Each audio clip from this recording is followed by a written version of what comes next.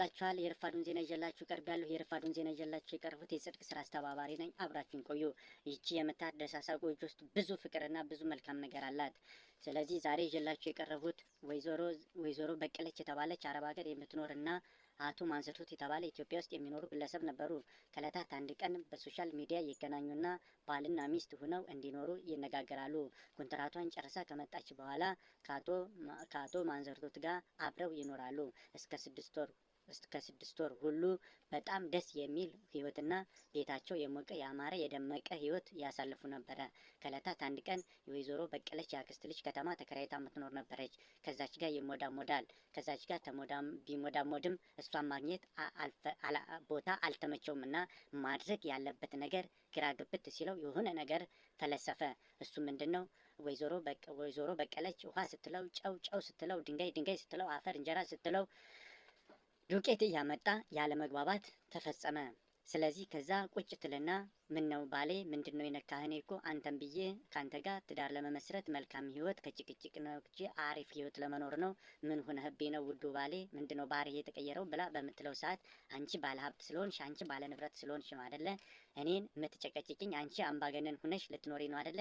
ኧረ ከዚህ ሁሉም ነገር ይቅርብኝ ይልና ፌስታሉን አንጠልጥሎ ቤት እንደሚሄድ መስሎ የት ይሄዳል? የወይዘሮ በቀለች አክስት ልጅ ጋር ይሄዳል። ከዛ የወይዘሮ በቀለች አክስት ልጅ ትደውልና ደውሎልኝ ነበር እኮ ማንዘርቶት በምንድነው የተጣላችሁት? አይዞሽ እኔ ያለሁ እሱም ትንሽ ረፍ ይበል ገጠር ሂጃለሁ ብሎኛል። አንቺም ትንሽ ረፊ ትልና ትደውልላታለች። እሷ ምንድነው ጉዳዩን እስከሚጨርስና እሱን ጉዳዩን እስከሚጨርስ ድረስ ነው። ከዛ የአክስት ልጅ ግን በኋላ አሸማጋይ መስላ ባልም ይቅር ባይ መስሎ ተገናኝተው አብረው ሊኖሩ ነበር ያሰበችው። ወይዘሮ በቀለች ግን ይሄንን አይምሮዋ ስለማይቀበልላት ከዛ አንድ ጎረቤት የሚኖር ሰው እሷ የአክስት ልጅ ጋር ሲገባ ያየ ይደውልና ኧረ ባለቤትሽ እኮ ከሌጋ ነው ሲገባ ያየሁት ብሎ ይደውልላታል። አንተ ትክክለኛና ሀቀኛ ከሆን ካሜራ አንሳና አምጣልኝ ትለዋለች።